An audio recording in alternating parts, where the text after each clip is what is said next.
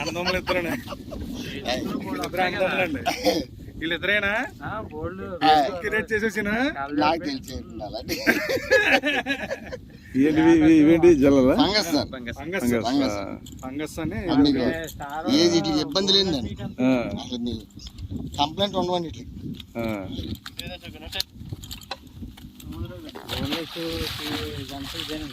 boneless